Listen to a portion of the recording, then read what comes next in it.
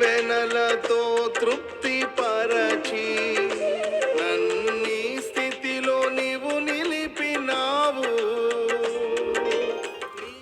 Creator worship centre వారి ఆదివారపు ఆరాధనలకి మిమ్మలను ప్రేమతో ఆహ్వానిస్తున్నాం.